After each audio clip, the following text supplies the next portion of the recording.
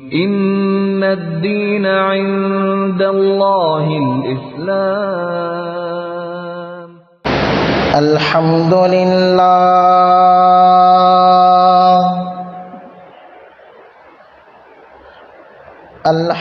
لله الذي أبدع الأفلاك والأرضين،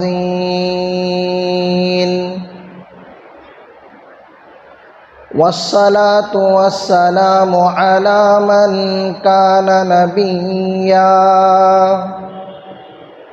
وآدم بين الماء والطين،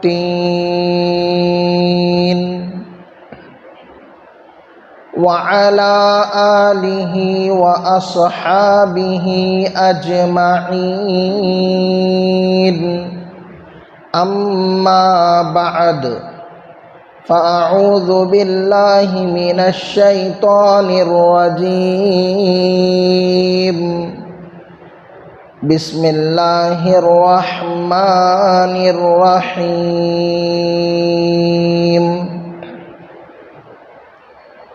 فاصدع بما تؤمر وأعرض عن المشركين.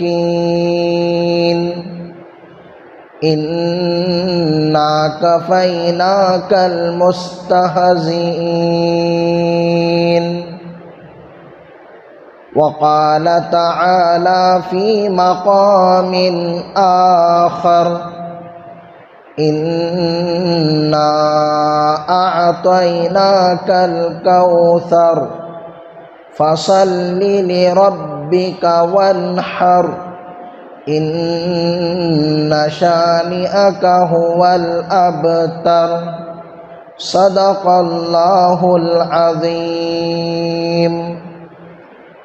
وقال النبي صلى الله عليه وسلم: لا يؤمن أحدكم حتى أكون أحب إليه من والده وولده والناس أجمعين، أو كما قال عليه الصلاة والتسليم.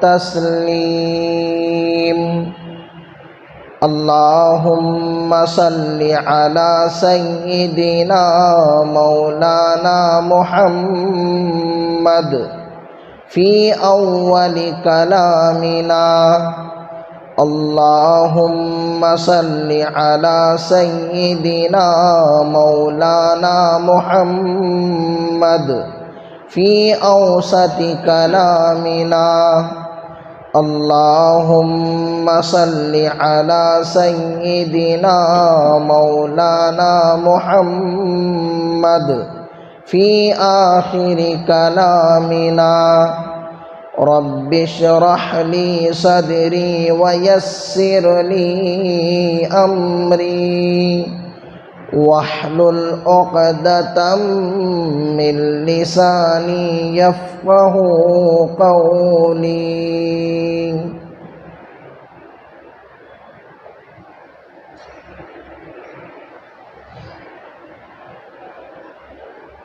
بزرگان محترم و معزز سامعین کرام اور عزیز ساتھیوں،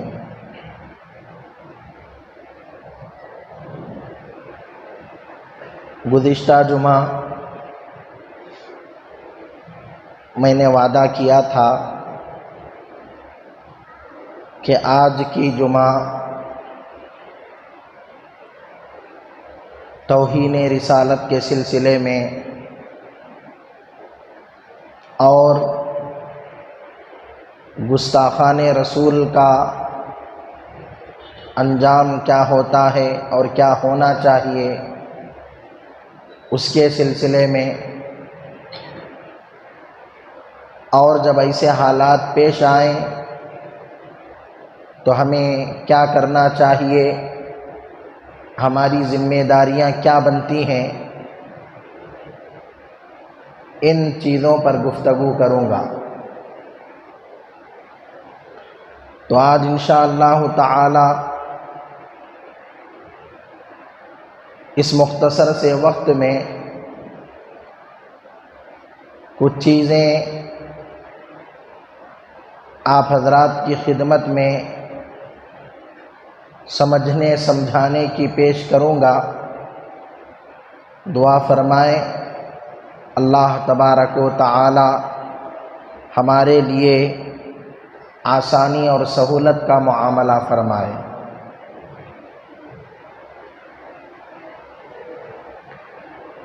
گزشتہ جمعہ میں نے کہا تھا کہ ہمارے نبی صلی اللہ علیہ وسلم کے مقام و مرتبے کو سمجھنے کے لیے، آپ کی شان و شوکت اور آپ کی عظمت و فضیلت کو سمجھنے کے لیے ایک ہی جملہ کافی ہے، اور وہ جملہ کیا ہے؟ بادد خدا بزرگ تو ہی قصہ مختصر، یعنی خدائے وحدہ لا شریک کے بعد اگر کسی کا مقام و مرتبہ ہے، کسی کا درجہ اور رتبہ ہے، تو وہ میرے اور آپ کے آقا سرکار دو عالم جناب محمد الرسول اللہ صلی اللہ علیہ وسلم کا ہے۔ پوری کائنات میں، زمین و زمان میں، مکین و مکان میں، ہر جگہ خدائے وحدہ لا شریک کے بعد اگر کسی کا مقام و مرتبہ ہے تو وہ میرے اور آپ کے آقا کا ہے۔ تو یہی بات ہمارے نبی کے مقام و مرتبے کو سمجھنے کے لیے کافی ہے، لیکن اس کے باوجود اللہ تبارک و تعالی نے پورے قرآن پاک میں جگہ جگہ ہمارے نبی کی عظمت کو بیان کیا، ہمارے نبی کی فضیلت کو بیان کیا، ہمارے نبی کی شان و شوکت کو بیان کیا، ہمارے نبی کے مقام و مرتبے کو بیان کیا، اور احادیث میں بے شمار احادیث آپ کو ایسی ملیں گی جن حدیثوں سے آپ علیہ الصلاۃ والسلام کی عظمت و فضیلت چمکتی اور دمکتی ہے۔ آپ علیہ السلام کا شان و آپ علیہ السلام کا مقام و مرتبہ آپ کو جھلکتا ہوا ملے گا۔ بے شمار اقوال صحابہ، اقوال سلف، اقوال اولیاء آپ کو ایسے ملیں گے جن تمام اقوال سے آپ علیہ الصلاۃ والسلام کی شان و شوکت آپ کو نظر آئے گی، اور کائنات کا ذرہ ذرہ آپ کو ہمارے نبی صلی اللہ علیہ وسلم کی عظمت و فضیلت بیان کرتا ہوا نظر آئے گا۔ تو اپنے ذہن میں ایک بات رکھیں کہ ہمارے نبی صلی اللہ علیہ وسلم کا بہت اونچا مقام ہے، بہت بڑا مقام ہے۔ اتنا اونچا مقام ہونے کے باوجود اور دنیا میں حضرت آدم علیہ السلام سے لے کر اب تک اور قیامت تک آنے والے تمام انسانوں میں نہ کوئی آپ کے جیسا آیا ہے، نہ کوئی آپ کے جیسا آئے گا۔ کسی شاعر نے کہا نا، محمد سا ہنسی کوئی زمانے میں نہیں آیا، بہت چہرے ہنسی دیکھے مگر ان سا نہیں پایا۔ محمد سا ہنسی کوئی زمانے میں نہیں پایا، بہت چہرے ہنسی دیکھے مگر ان سا نہیں پایا۔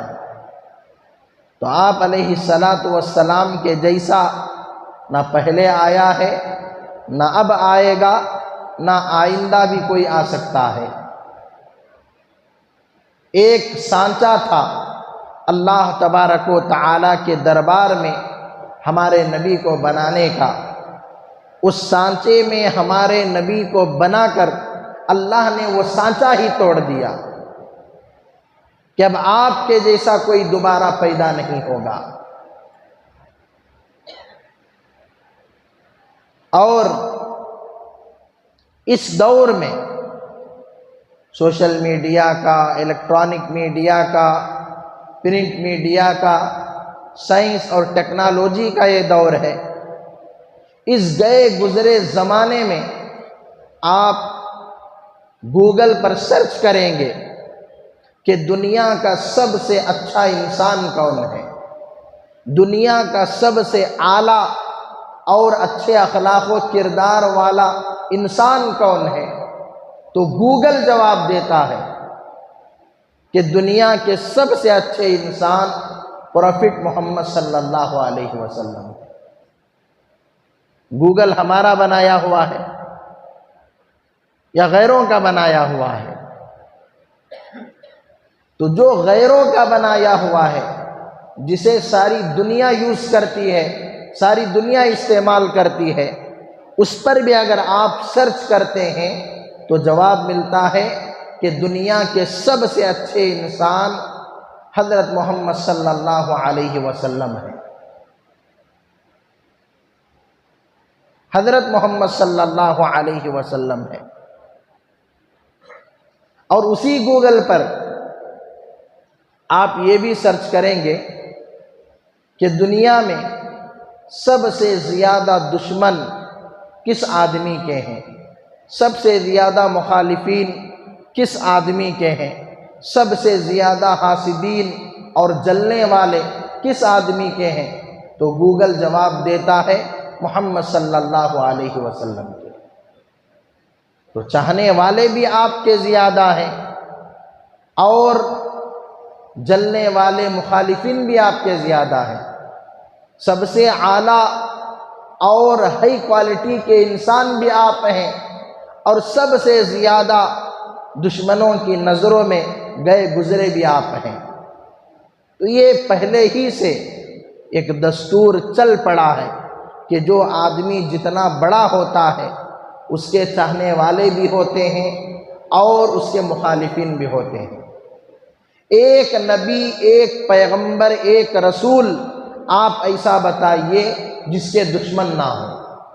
حضرت آدم سے لے کر میرے اور آپ کے آقا سرکار دو عالم جناب محمد الرسول اللہ صلی اللہ علیہ وسلم تک ایک نبی آپ ایسا بتائیے جس کے دشمن نہ ہو، جس کے مخالفین نہ ہو، جس پر اعتراضات اور اشکالات کرنے والے نہ ہوں۔ ایک نبی آپ ایسا نہیں بتا سکتے، ایک پیغمبر آپ ایسا نہیں بتا سکتے۔ حضرات صحابہ جو تقریباً 1.25 لاکھ کی تعداد میں ہیں، ایک صحابی ایسا بتائیے جس پر لوگوں نے اعتراض نہ کیا ہو، جن پر لوگوں نے اشکال نہ کیا ہو۔ کتنے صحابہ ایسے ہیں جن کو آج بھی لوگ گالیاں دیتے ہیں، برا بھلا کہتے ہیں، طعن و تشنیع کرتے ہیں، جن میں سب سے زیادہ مظلوم شخصیت حضرت امیر معاویہ رضی اللہ تعالی عنہ ہے۔ ہزاروں سال گزر گئے لیکن آج بھی حضرت امیر معاویہ رضی اللہ تعالی عنہ کو برا بھلا کہا جاتا ہے، طعن و تشنیع کا نشانہ بنایا جاتا ہے۔ حضرات اولیاء میں کتنے اللہ والے ایسے ہیں کہ آج بھی ان اللہ والوں کو طعن و تشنیع کا نشانہ بنایا جاتا ہے، ان کو برا بھلا کہا جاتا ہے۔ ائمہ مجتہدین میں امام اعظم ابو حنیفہ، امام مالک، امام شافعی، امام احمد بن حنبل رحمہم اللہ تعالی جو بڑے حضرات ہیں، جن کے مسلک پوری دنیا میں چلتے ہیں، لوگوں نے ان کو بھی نہیں بخشا۔ امام اعظم ابو حنیفہ کو کتنا برا بھلا کہا جاتا ہے، امام مالک کو، امام شافعی کو، امام احمد بن حنبل کو کتنا کچھ نہیں کہا جاتا ہے۔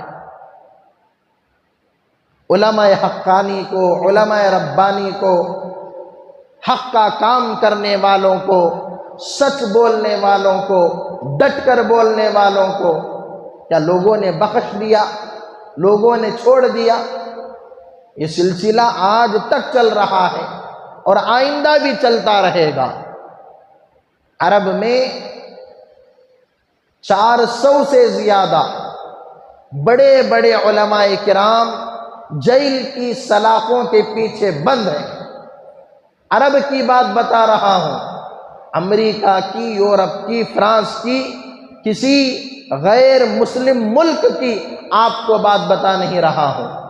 اسلامی ملک جہاں مکہ مکرمہ ہے، جہاں خانہ کعبہ ہے، جہاں مسجد نبوی ہے، جہاں صفا و مروہ ہے، جہاں مقدس مقامات ہیں، ویسے ملک کی بات آپ کو بتا رہا ہوں جو اسلام کے نام پر بنا ہے، جو اسلامی ملک ہے۔ بڑے بڑے علماء کرام جیل کی سلاخوں کے پیچھے بند ہیں۔ کیا جرم ہے ان کا؟ کون سا مسجد کا چندہ انہوں نے مار کے کھایا تھا؟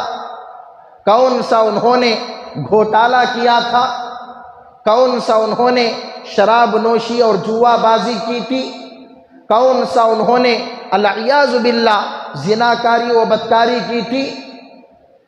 ان کا جرم کیا تھا؟ منبر رسول سے، محراب رسول سے حق بات کو پیش کرنا تھا، قرآن و سنت کو پیش کرنا تھا، اچھائیوں کی تعلیم دینا تھا، برائیوں سے روکنا تھا۔ یہ جرم تھا ان کا۔ تو عرب کے اندر بڑے بڑے علماء کو جیل کی سلاخوں کے پیچھے ڈالا گیا، اور ہمارے ہندوستان میں کتنے ایسے علماء ہیں آج بھی تہاڑ جیل کی سلاخوں کے پیچھے بند ہیں، اور بھی دیگر جیلوں میں بند ہیں۔ بڑے بڑے علماء، پڑوس ملک کے کئی علماء، آس پاس کے ملکوں کے کئی علماء جیل کی سلاخوں کے پیچھے بند ہیں۔ کیا جرم تھا ان کا؟ کیا خطا تھی ان کی؟ کیا غلطی تھی ان کی؟ کوئی گناہ انہوں نے نہیں کیا تھا، کوئی خطا انہوں نے نہیں کی تھی۔ حق بات کو پیش کرنا، ڈنکے کی چوٹ پر بیان کرنا، دودھ کا دودھ پانی کا پانی کر دینا، یہ ان کا جرم تھا، یہ ان کا جرم تھا۔ داعی اسلام مولانا کلیم صدیقی صاحب دامت برکاتہم آج بھی جیل کے اندر ہیں۔ بات کرتے ہیں آپ تو پھول جھڑتے ہیں۔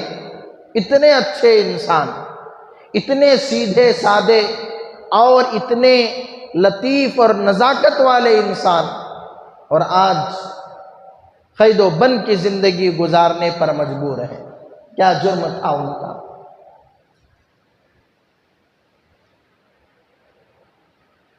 تو یہ جو سلسلہ ظلم و تشدد کا، برا بھلا کہنے کا، طعن و تشنیع کرنے کا، اعتراضات و اشکالات کرنے کا، گالیاں دینے کا، پتھر مارنے کا آج کا نہیں، بہت پرانا ہے، بہت پرانا ہے۔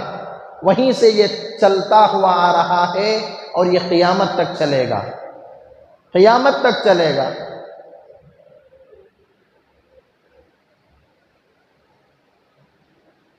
لیکن ایسے وقت میں ہماری ذمہ داری کیا بنتی ہے؟ ہمیں کیا کرنا چاہیے؟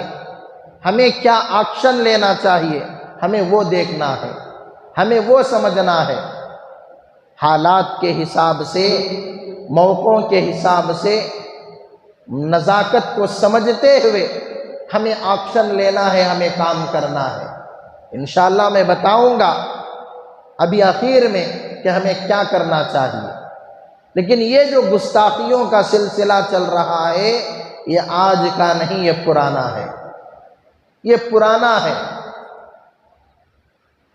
اور یہ گستاخیاں کرنے والے، یہ توہین کرنے والے، یہ بے ادبی کرنے والے، سمجھیے یہ انہی کی نسل کے لوگ ہیں، یا ان کی نسل کے لوگ ہیں، یا یہ کسی کی نسل کے نہیں ہیں۔ آپ میرے الفاظ پر غور کریں، یا یہ ان گستاخان رسول جو پہلے گزرے ہیں، ابو جہل، ابو لہب، عتبہ، شیبہ، عقبہ ابن ابی معیط، ابو رافع، عصمہ، یہ جو گزرے ہیں، یا یہ ان کی نسل سے ہیں یا یہ کسی کی نسل سے نہیں ہیں، یہ بے نسل لوگ ہیں جو کئی لوگوں کے ملنے سے دنیا میں آتے ہیں۔ حلالی لوگ یہ نہیں ہیں، اس لیے کہ جو حلالی ہوتا ہے، جس کا نطفہ اچھا ہوتا ہے، جس کا خون اچھا ہوتا ہے، وہ کبھی بھی نبی کی شان میں گستاخی کرنے کی جرأت نہیں کرتا، وہ ہمت نہیں کرتا۔ تو ہر نبی کی شان میں ان کے دور میں، ان کے زمانے میں لوگوں نے گستاخیاں کی ہیں، لوگوں نے توہین کی ہے۔ تو جب ہمارے نبی صلی اللہ علیہ وسلم دنیا میں تشریف لائے اور آپ نے 40 سال کے بعد نبوت و رسالت کا اعلان فرمایا، دیکھو جب تک ہمارے نبی نے نبوت کا اعلان نہیں فرمایا تھا، رسالت کا اعلان نہیں فرمایا تھا، تب تک سب خاموش تھے، تب تک سب خوش تھے، اس لیے کہ کوئی مسئلہ ہی نہیں ہے نا۔ تب تک سب آپ کی تعریفیں کرتے تھے، آپ کو صادق کہتے تھے، آپ کو امین کہتے تھے، آپ کو سچ بولنے والا، آپ کو امانت دار، آپ کو دیانت دار کہتے تھے، آپ کی تعریفوں کے پل باندھتے تھے۔ لیکن جب آپ نے نبوت کا اعلان فرمایا، رسالت کا اعلان فرمایا، ایک اللہ کی وحدانیت کو آپ نے بیان کیا، ایک رب کی ربوبیت کو آپ نے بیان فرمایا، اور دنیا میں پھیلے ہوئے معبودان باطلہ کے خلاف آپ نے بات کی، پتھروں کو، بتوں کو اور دیگر غیر اللہ کو آپ نے سجدہ کرنے سے، ان کی پوجا کرنے سے منع فرمایا، تو غیر آپ کے اپنے رشتہ دار بھی آپ کے دشمن بن گئے، آپ کے دشمن بن گئے۔ تو جب کوئی بھی آدمی حق کا کام لے کر کھڑا ہوتا ہے تو اس کے مقابلے میں اہل باطل کھڑے ہو جاتے ہیں۔ تو ہمارے نبی صلی اللہ علیہ وسلم نے سب سے پہلے اللہ تبارک و تعالی کے حکم سے لوگوں کو جمع کر کے صفا پہاڑی پر جب نبوت و رسالت کا اعلان کیا کہ میں اللہ کی طرف سے بھیجا ہوا رسول ہوں، پیغمبر ہوں، قولوا لا الہ الا اللہ تفلحوا، لا الہ الا اللہ پڑھ لو، ایک اللہ کو مان لو، تم سب کامیاب ہو جاؤ گے۔ تو سب سے پہلے جس نے مخالفت کی، سب سے پہلے جس نے گالی دی، سب سے پہلے جس نے اعتراض کیا، وہ آپ کا سگا چچا ابو لہب تھا۔ اس کم بخت ملعون و مردود نے کہا تبا لک سائر الیوم لہذا جمعتنا، اے محمد تیرا آج کا دن برباد ہو جائے، کیا تو نے یہی کہنے کے لیے ہم سب کو جمع کیا تھا، ہم سب کو اکٹھا کیا تھا؟ سب سے پہلے مخالفت کی، تبا لک سائر الیوم لہذا جمعتنا، یہ کہنے کے لیے تو نے ہمیں جمع فرمایا۔ اور بعض روایتوں میں آتا ہے کہ اس نے پتھر بھی اٹھایا ہمارے نبی صلی اللہ علیہ وسلم کو مارنے کے لیے، اور برا بھلا کہہ کر گالیاں دے کر چلا گیا۔ اب اس کے کہنے کے بعد جو مجمع اکٹھا ہوا تھا، جو مجمع جڑا تھا، وہ بھی بکھر گیا، وہ بھی منتشر ہو گیا کہ جب اس کا اپنا سگا چچا ہی نہیں مان رہا ہے تو ہم کیوں مانیں، ہم کیوں سنیں؟ سب بکھر گئے۔ ابو لہب بھی جب تک ہمارے نبی صلی اللہ علیہ وسلم نے نبوت و رسالت کا اعلان نہیں کیا تھا، آپ کو محبت کرتا تھا، آپ کو چاہتا تھا، سب کچھ اس کا معاملہ اچھا تھا، لیکن جب آپ نے نبوت و رسالت کا اعلان فرمایا، ایک اللہ کو ماننے کی دعوت دی، وہ بھی آپ کا مخالف ہو گیا، اور اتنی زیادہ مخالفت کی، اتنی زیادہ مخالفت کی، اللہ تبارک و تعالی کو اس کے خلاف، اس کی بد دعا کے لیے قرآن پاک کے اندر سورت کو نازل کرنا پڑا، سورۃ اللہب۔ اللہ نے مستقل سورت نازل فرمائی، اور قیامت تلک وہ سورت پڑھی جاتی رہے گی، اور جب جب بھی پڑھی جاتی رہے گی تب تب اس کے اوپر لعنتیں برستی رہیں گی، تب تب اس پر بد دعائیں برستی رہیں گی، تب تب اسے عذاب ہوتا رہے گا۔ ابو لہب بھی تھا، اس کی بیوی ام جمیلہ بھی شامل تھی، اور اس کے بیٹے بھی شامل تھے۔ ابو لہب نے اپنے 2 بیٹوں کو ہمارے نبی کی 2 بیٹیوں سے رشتہ کیے ہوئے تھا، منگنی ہو گئی تھی کہ آگے چل کر شادی کرنا ہے، رشتہ پکا ہو گیا تھا۔ لیکن جب ہمارے نبی نے صلی اللہ علیہ وسلم نبوت کا، رسالت کا اعلان فرمایا، تو ابو لہب نے اپنے دونوں بیٹوں کو بلایا، عتبہ اور عتیبہ کو، ایک بیٹے کا نام عتبہ اور ایک بیٹے کا نام عتیبہ، ان دونوں کو بلایا اور کہا کہ محمد کی دونوں بیٹیوں سے اپنے رشتے کو ختم کر دو۔ تو ان لوگوں نے ہمارے نبی صلی اللہ علیہ وسلم کی دونوں بیٹیوں سے اپنے رشتے کو توڑا۔ سگے چچا کے بچے، میں نے گزشتہ جمعہ کہا تھا نا، کوئی غیر ہمیں تکلیف پہنچاتا ہے، کوئی غیر ہمیں برا بھلا کہتا ہے، ہمیں اتنی تکلیف نہیں ہوتی۔ اگر اپنا تکلیف پہنچاتا ہے، اپنا قریبی تکلیف پہنچاتا ہے، تو اس کا درد، اس کا غم سال ہا سال باقی رہتا ہے، سال ہا سال باقی رہتا ہے۔ وہ غم، وہ درد جلدی نہیں بھرتا۔ ایک تو مخالفت کی، پھر دوسرا جو رشتہ طے ہوا تھا اس رشتے کو توڑا گیا، اس رشتے کو ختم کیا گیا۔ تو ایک بیٹا عتبہ، اس نے رشتے کو ختم کر کے خاموشی اختیار کر لی، اور دوسرا بیٹا عتیبہ، اس کم بخت ملعون و مردود نے صرف رشتے کو ختم نہیں کیا، بلکہ ہمارے نبی کے پاس جا کر بہت بدتمیزی سے یہ پیش آیا، آپ کو برا بھلا کہا، آپ کو گالیاں دی، یہاں تک کہ آپ کے کپڑے کو اس نے پھاڑ دیا۔ اللہ کے نبی صلی اللہ علیہ وسلم کو بڑی تکلیف ہوئی، بڑا صدمہ پہنچا۔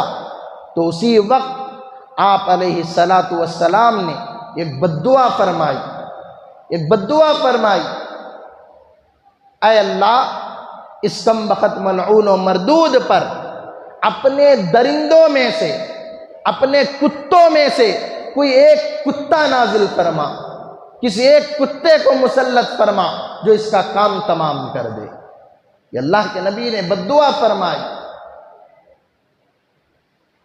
پھر اس بد دعا کا اثر بھی ہوا۔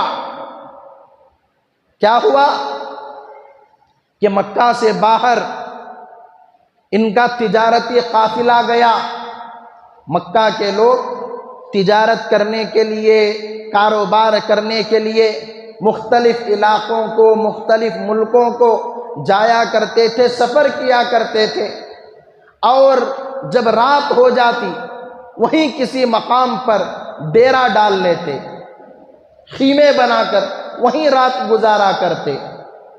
تو مکہ سے باہر ایک جگہ انہوں نے پڑاؤ ڈالا، اپنے خیمے لگائے، اور کسی نے کہا کہ یہ علاقہ درندوں کا علاقہ ہے، کوئی چیتا، شیر، کتا یہاں آ سکتا ہے، کوئی بھیڑیا بھی یہاں آ سکتا ہے۔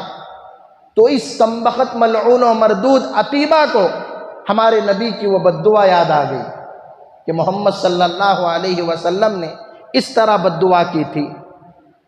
اور اس کا باپ ابو لہب بھی تھا، تو ان دونوں نے مشورہ کر کے حفاظت کا سامان کیا کہ چاروں طرف سے خیمے لگائے جائیں اور بالکل درمیان میں ابو لہب کے بیٹے کا خیمہ لگایا جائے، عتیبہ کا، تاکہ کوئی جانور، کوئی درندہ اس تک پہنچ نہ سکے، اس تک آ نہ سکے۔ چاروں طرف سے دوسروں کے خیمے اور درمیان میں اس کا خیمہ، اگر کوئی جانور آ بھی جائے تب تک سارے لوگ جاگ جائیں، معلوم ہو جائے اور اس کو بھگا دیا جائے۔ انتظام کیا۔ رات کا وقت ہوا، اللہ کا کرنا دیکھیے، ایک درندہ، ایک شیر آیا اور اس نے خیمے کے لوگوں کو سونگھنا شروع کیا۔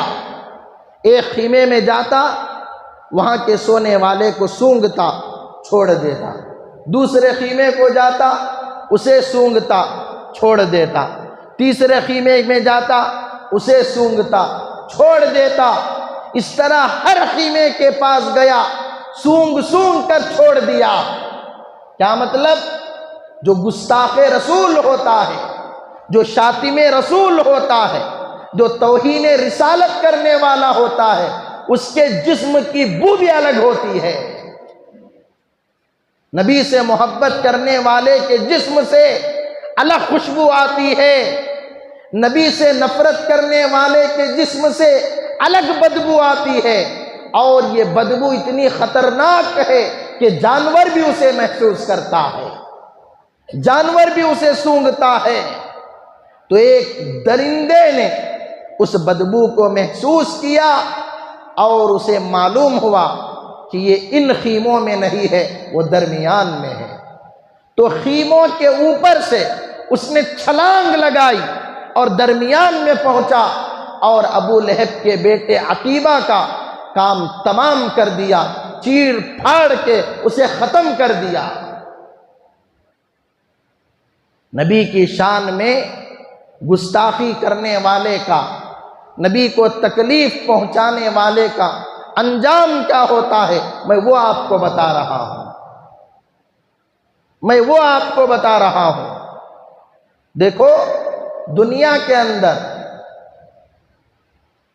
میرے قریبی، میرے رشتہ دار، میرے کسی خاص دوست کو میرے سامنے اگر برا بھلا کہا جائے گا، وہ سن بھی نہیں رہا ہے لیکن پھر بھی مجھے تکلیف ہوگی۔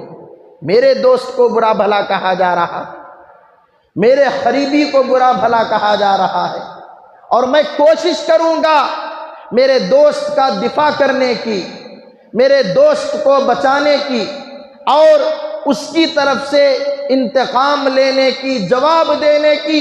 یہ دنیا کا بھی دستور ہے۔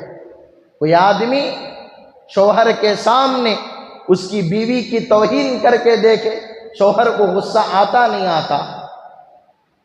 ماں باپ کے سامنے اولاد کی توہین کر کے دیکھے، ماں باپ کو غصہ آتا نہیں آتا؟ محبوب کے سامنے حبیب کی توہین کر کے دیکھے، حبیب کو غصہ آتا نہیں آتا؟ عاشق کے سامنے معشوق کی توہین کر کے دیکھے، عاشق کو غصہ آتا نہیں آتا؟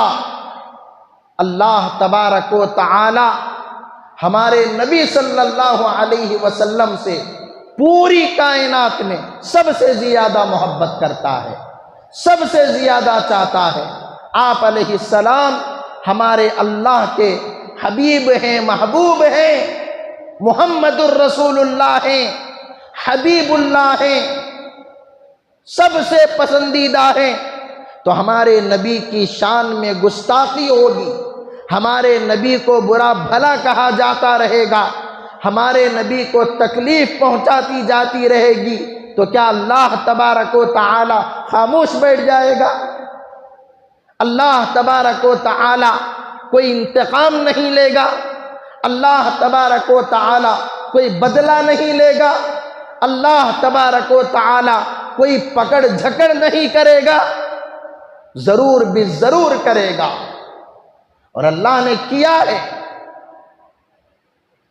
اللہ نے کیا ہے۔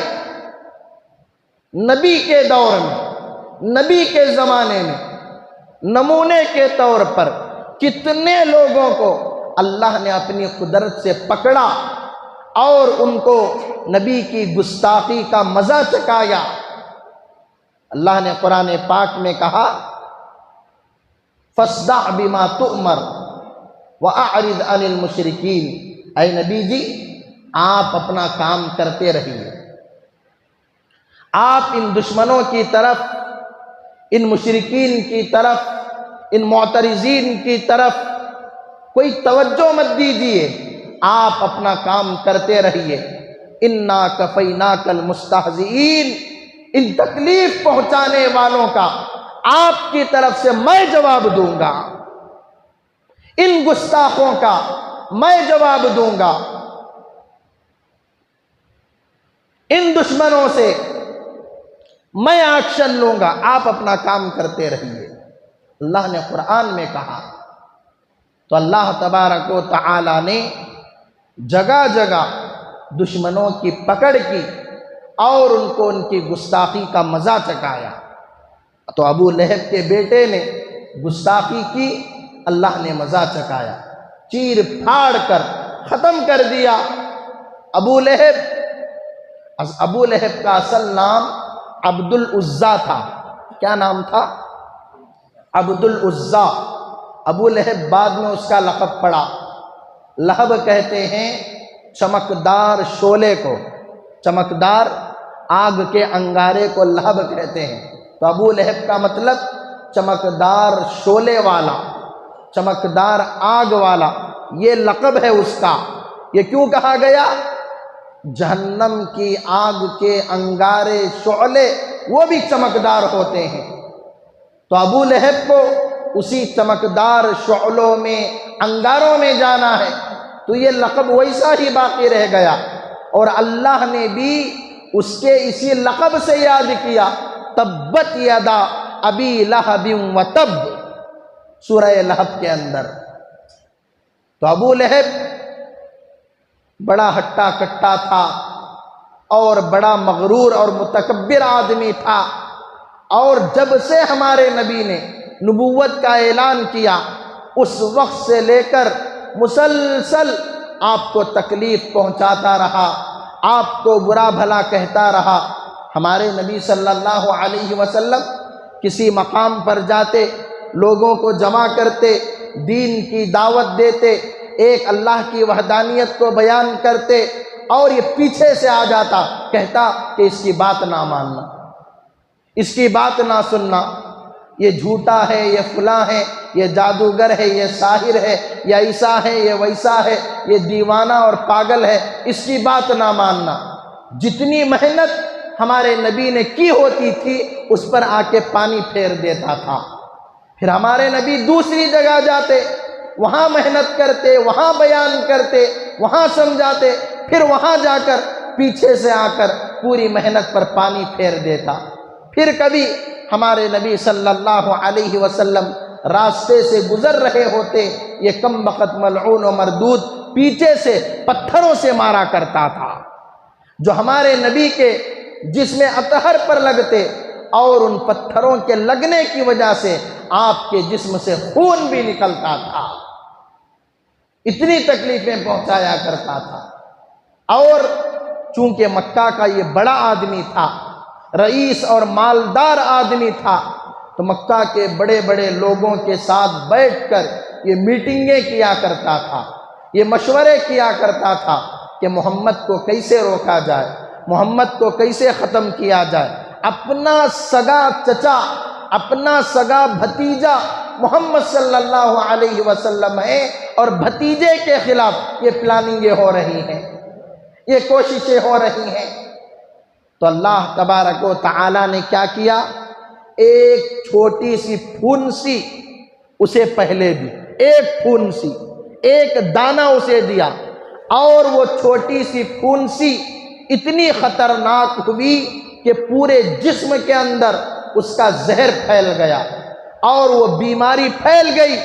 حکیموں نے کہہ دیا کہ یہ اتنی خطرناک بیماری ہے کہ اگر کوئی دوسرا آدمی اس کے ساتھ رہے گا اسے بھی یہ بیماری لگ جائے گی۔ تو گھر والوں نے کیا کیا؟ اسے گھر سے نکال دیا۔ ابو لہب کو گھر والوں نے، بیوی نے، بچوں نے، رشتہ داروں نے گھر سے الگ کر دیا۔ تب الگ تھلگ وہ زندگی گزار رہا ہے، بیماری میں مر رہا ہے، کوئی پرسان حال نہیں، کوئی پوچھنے والا نہیں، یہاں تک کہ اسی بیماری میں تڑپ تڑپ کر وہ مر گیا، ایڑیاں رگڑ رگڑ کے وہ مر گیا۔ 3 دن گزر گئے، مرنے کے بعد بھی کوئی قریب نہیں جاتا تھا۔ گستاخ رسول کا، شاتم رسول کا یہ انجام ہوتا ہے۔ 3 دن گزر گئے، کوئی قریب جانے کے لیے تیار نہیں۔ جب 3 دن گزر گئے، اس کے جسم میں خطرناک بدبو پیدا ہو گئی، اس بدبو سے رہا نہیں جا رہا، آس پاس کا علاقہ بدبو سے پریشان ہو رہا ہے۔ تو پھر لوگوں نے کیا کیا؟ بڑی بڑی لکڑیاں لے کر اس کی لاش کو ڈھکیلتے ہوئے، مارتے ہوئے ایک گڑھے میں لے کر گئے اور اسے وہاں گرا کر وہیں مٹی کو ڈال دیا۔ تو ابو لہب نے گستاخی کی، اس کا یہ انجام ہوا۔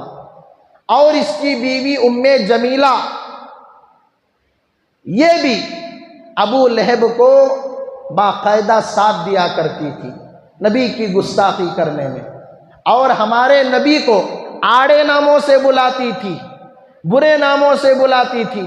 ہمارے نبی کا نام کیا ہے؟ محمد، اور یہ کمبخت ملعونہ مردودہ ہمارے نبی کو کہتی مزمم۔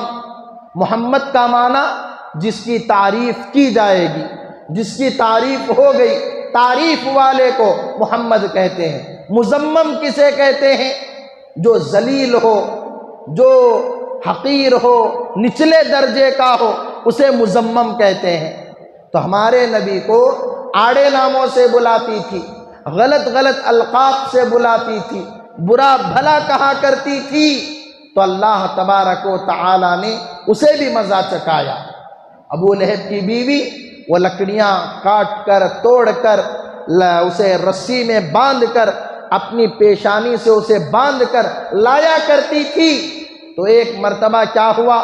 وہ رسی یہاں پیشانی پر باندھتے ہیں اور پیچھے لکڑیاں ہوتی ہیں، وہ رسی پیشانی پر تھی، راستے میں جاتے جاتے سرکی اور یہاں گردن میں آ کر پڑ گئی، اور وہ لکڑیاں اتنی زیادہ تھیں کہ وہ اپنے گردن سے اس رسی کو ہٹا نہیں سکی، اور اسی رسی کی وجہ سے اس کا دم گھٹ کر وہیں مر گئی۔ تو ان 3 لوگوں نے، ابو لہب نے، ابو لہب کی بیوی ام جمیلہ نے، اور اس کے بیٹے عتیبہ نے ہمارے نبی کی شان میں گستاخی کی، ہمارے نبی کو تکلیف پہنچائی۔ اللہ تبارک و تعالی نے تینوں کا بدلہ لیا، تینوں کو سزا دی، تینوں کو ان کے کفر کردار تک پہنچایا۔ عتیبہ کو درندہ آ کر چیر پھاڑ کے ختم کر کے گیا، ابو لہب کو خطرناک بیماری نے آ کر گھیرا، وہ اس میں مر کر چلا گیا، اور بیوی کو ایک رسی جو ہر دن اس کے کام آتی تھی، اسی رسی نے اس کا دم گھونٹ دیا۔ اور اللہ نے قرآن پاک کے اندر سورت نازل فرمائی، تبت یدا ابی لہب وتب، ابو لہب کے ہاتھ ٹوٹ جائیں، ٹوٹ گئے، اور ابو لہب بھی برباد ہو گیا۔ ہمارے نبی کو مارنے کے لیے اس نے اپنے ہاتھوں سے پتھر اٹھائے تھے، اپنے ہاتھوں سے پتھر اٹھائے تھے۔ اللہ نے کہا ابو لہب کے ہاتھ ٹوٹ جائیں، برباد ہو جائیں، اور ابو لہب بھی برباد ہو جائے گا، اور ہو گیا۔ ما اغنا عنہ مالہ وما کسب، ابو لہب کا مال، ابو لہب کی دولت، جو کچھ اس نے سامان کمایا تھا، کچھ بھی اس کے کام نہیں آیا، نہ اس کا مال کام آیا، نہ اس کی دولت کام آئی، نہ اس کا سامان کچھ کام آیا۔ سیصلی نارا ذات لہب، ان قریب وہ بھڑکتے ہوئے شعلوں میں گرے گا، ان قریب ویسی آگ میں گرے گا جس کی آگ کی لپٹیں خطرناک ہیں۔ وَامْرَأَتُهُ حَمَّالَةَ الْحَطَبِ، اور اس کے ساتھ اس کی بیوی ام جمیلہ جو لکڑیوں کی گھٹری باندھ کر لاتی ہے وہ بھی جلے۔ وَامْرَأَتُهُ حَمَّالَةَ الْحَطَبِ، اللہ نے سورت نازل فرمائی، اور قیامت تلک یہ سورت پڑھی جاتی رہے گی اور اس پر بددعائیں، لعنتیں، پھٹکار پڑتی رہے گی۔ تو جن جن لوگوں نے ہمارے نبی کی شان میں گستاخی کی، برا بھلا کہا، اللہ نے دنیا ہی میں ان کو اس کے انجام تک پہنچایا، ان کے انجام تک پہنچایا۔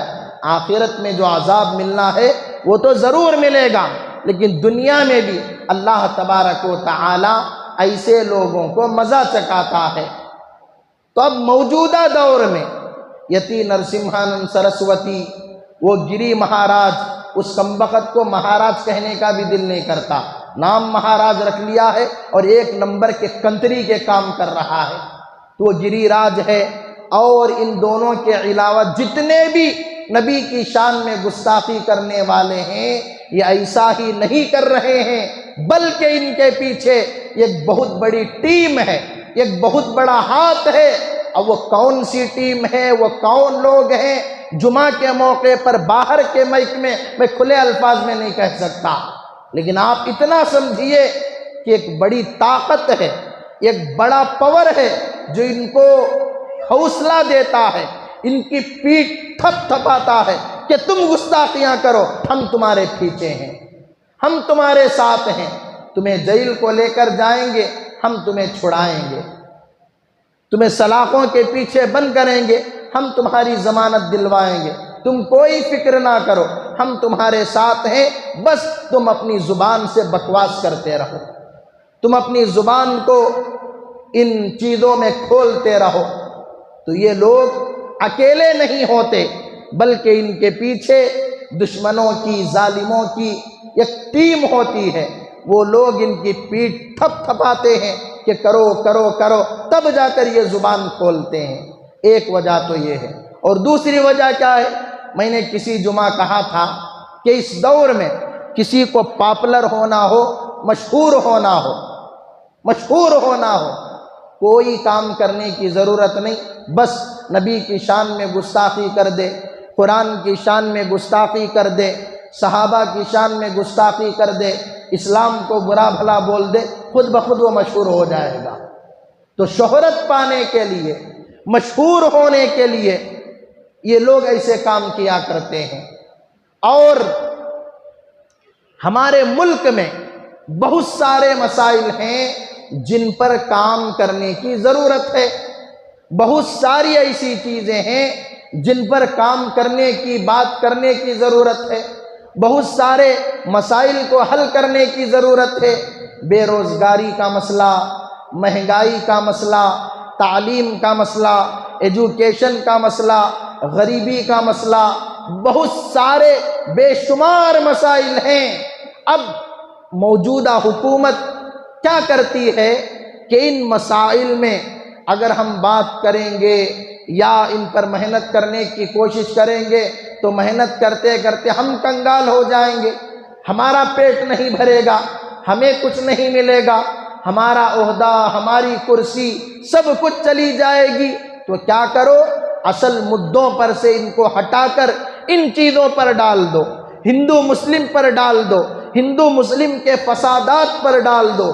کیا کرو کہ مسلمان کے دلوں کو، ان کے جذبات کو مجروح کرو، ان کے نبی کی شان میں گستاخی کر دو، ان کے قرآن کی شان میں گستاخی کر دو، ان کی مسجدوں کی شان میں گستاخی کر دو۔ اب مسلمانوں کو اصل چیزوں سے، اصل مدوں سے ہٹا کر ان چیزوں پر ڈال دو۔ اب مسلمان کیا کریں گے؟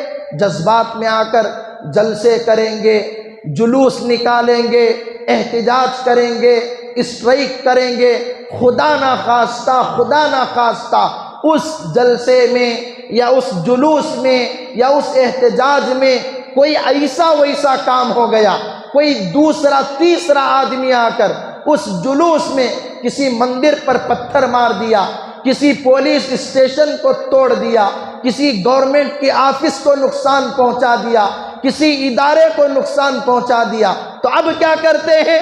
جس نے گستاخی کی وہ تو آرام سے رہتا ہے، اب ان مسلمانوں کو گرفتار کرتے ہیں، اب ان نوجوانوں کو گرفتار کرتے ہیں، جس کی وجہ سے یہ جلوس نکلا، جس کی وجہ سے یہ احتجاج ہوا، جس کی وجہ سے لوگ سڑکوں پر آئے، ان کو وہ نظر نہیں آئے گا۔ کون نظر آئے گا؟ جلوس میں نکل کر انہوں نے فلاں کو نقصان پہنچا دیا، جلوس میں نکل کر انہوں نے فلاں مندر کو توڑ دیا، جلوس میں نکل کر انہوں نے فلاں ادارے کو نقصان پہنچا دیا، چلو اب گرفتاریاں شروع کرو۔ تو اب رات گھستے ہیں، مسلمان نوجوانوں کو گرفتار کرتے ہیں، مسلمان مردوں کو گرفتار کرتے ہیں، اور سال ہاں سال گزر جاتے ہیں، وہ جیل کی سلاخوں کے پیچھے سڑتے رہتے ہیں۔ تو یہ ان کی سازش ہے، ان کی پلاننگ ہے۔ جتنے واقعات پیش آئے، آپ ہر واقعے میں غور کیجئے کہ اس طرح کیوں ہو رہا ہے۔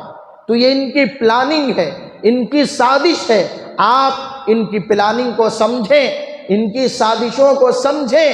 تو اس لیے ہمارے بزرگوں نے، ہمارے علماء نے، ہمارے بڑوں نے کہا اب ہمیں احتجاج کرنے کا طریقہ بدلنا ہوگا، اب ہمیں اسٹرائک کرنے کا طریقہ بدلنا ہوگا۔ اب ہم کیا کریں گے؟ سڑکوں پر نہیں نکلیں گے، اب ہم راستوں پر نہیں آئیں گے، اب ہم کیا کریں گے؟ قانون کے دائرے میں رہ کر ہندوستان کے قوانین کے مطابق جو قوانین ہیں باقاعدہ ان قوانین پر سختی سے ان گورنمنٹ کے آفیسروں کو، یہاں کی پولیس کو، پورے ملک کی پولیس کو سختی کے ساتھ ایکشن لینے پر ہم کہیں گے۔ دیکھو 316، 317، 318 یہ دفعات ہیں قانون کی، 316، 317، 318، 196، 197، 198، 511 یہ قوانین ہیں ہندوستان کے۔ یہ کیا قوانین ہیں؟ اگر کوئی کسی بھی مذہب کے بڑے آدمی کو یا کسی بھی مذہب کی مقدس چیز کو یا کسی بھی مقدس مقام کو ٹھیس پہنچاتا ہے، اس کی گستاخی کرتا ہے، تو یہ سزائیں ان دفعات کے تحت ان کو سزائیں دی جائیں گی، جیل کی سلاخوں کے پیچھے ڈالا جائے گا، کسی کو پھانسی کے پھندے پر لٹکایا جائے گا، کسی کو عمر قید کی سزا سنائی جائے گی، یہاں تک کہ 511 یعنی 511 کے تحت اگر کوئی آدمی گستاخی کر رہا ہے، اس کی ویڈیو بناتا ہے، اس ویڈیو کو وائرل کرتا ہے، تو یہ ویڈیو بنانے والے اور وائرل کرنے والے پر 7 سال کی سزا ہوگی۔ یہ ہندوستان کا قانون ہے۔ تو ہمارے علماء نے، ہمارے بزرگوں نے، ہمارے بڑوں نے ہمیں یہ بتایا کہ اب سڑکوں پر نکل کر پریشان ہونے کی ضرورت نہیں ہے۔ سڑکوں پر نکلیں گے ہمارا ہی نقصان ہوگا، ہمارے ہی نوجوانوں کو یہ گرفتار کریں گے، جیل کی سلاخوں کے پیچھے ڈال کر ان کی بیوی اور بچوں کو بیوہ کی اور یتیموں کی زندگی گزارنے پر مجبور کریں گے۔ تو اب ہمیں ہوش سے کام لینا ہے، اب ہمیں ہوشیاری سے کام لینا ہے۔ کہیں بھی کسی بھی مقام پر گستاخی ہوتی ہے، ہمارے نبی کی شان میں توہین ہوتی ہے، تو سب سے پہلا کام پورے علاقے کے بڑے بڑے ذمہ دار علماء مل کر ایک لیٹر تیار کریں اور وہاں کی پولیس اسٹیشن میں جا کر FIR درج کریں، قانون لکھوائیں۔ ہر ضلع کے اندر یہ کام ہونا چاہیے۔ اگر خدا نخواستہ وہ ضلع کا پولیس اسٹیشن والا وہ رپورٹ نہیں لیتا، FIR درج نہیں کرتا، اس کے لیے بھی قانون بنا ہے کہ تو کیوں نہیں لیتا۔ تو ہمارے واسطے ہے ہمارا قانون لکھنا، ہمارا کمپلینٹ لینا تیری ذمہ داری ہے، اگر تو نہیں لیتا اس کے اوپر بھی کمپلینٹ کی جائے گی۔ تو ڈرنے کی، گھبرانے کی، پریشان ہونے کی کوئی ضرورت نہیں۔ یہ ملک کسی کے باپ کی جاگیر نہیں، یہ ہم مسلمانوں کا ملک ہے، یہ ہمارے آبا و اجداد کا ملک ہے۔ اس ملک میں ہم حصے دار نہیں، اس ملک کے ہم وفادار ہیں، اس ملک پر ہمارا پورا پورا حق ہے، ہم کرایہ دار نہیں، ہم اس ملک کے باشندے ہیں، ہم اس ملک کے شہری ہیں، ہمارے آبا و اجداد کی قربانیوں سے یہ ملک آزاد ہوا ہے، ہم کسی کے باپ کے غلام نہیں ہیں۔ تو ڈرنے کی، گھبرانے کی، پریشان ہونے کی ضرورت نہیں۔ ہمارے پاس ایک طرف اگر اللہ کا قرآن ہے تو اس ملک میں ہم رہتے ہیں، تو ہندوستان کا سنویدھان بھی ہمارے پاس موجود ہے۔ تو آپ پریشان نہ ہو، حضرات علماء، جمعیت علماء موجود ہے، آپ ان سے رابطہ کریں، انشاءاللہ تعالی یہ حضرات آپ کے مسائل کو حل کریں گے۔ تو جن جن لوگوں نے گستاخیاں کی ہیں، ہمارے بڑوں کی طرف سے پورے ملک میں ان کے خلاف رپورٹ لکھی جا چکی ہے، اور انشاءاللہ تعالی جب تک ان کے انجام تک ان کو نہیں پہنچایا جائے گا تب تک وہ سانس نہیں لیں گے، تب تک وہ سکون سے نہیں بیٹھیں گے۔ لیکن آپ حضرات دعا بھی کرتے رہیں اور سچے پکے عاشق بنیں، سچے پکے نبی کے چاہنے والے بنیں، نبی کی سنتوں کو اپنائیں۔ انشاءاللہ تعالی جب آپ سچے پکے عاشق رسول ہو جائیں گے، نبی کے غلام ہو جائیں گے، دشمن ہزار نہیں لاکھوں مرتبہ سوچے گا کہ میں نبی کی شان میں گستاخی کروں یا نہ کروں۔ تو اس لیے میرے دوستوں، میرے بھائیوں، میرے بزرگوں، یہ جو گستاخیاں ہو رہی ہیں یہ اتفاقی طور پر نہیں، پوری پلاننگ کے ساتھ، پوری سازش کے ساتھ ہو رہی ہیں۔ اس پلاننگ کا، اس سازش کا ہمیں حصہ نہیں بننا ہے، بلکہ ہوش و حواس کے ساتھ ہمیں کام کرنا ہے۔ تو سارے حضرات کریں گے؟ اللہ ہم تمام کو عمل کی توفیق نصیب فرمائے، آمین۔ وآخر دعوانا ان الحمدللہ رب العالمین۔ اللہم صل علی سیدنا محمد، اللہم صل علی سیدنا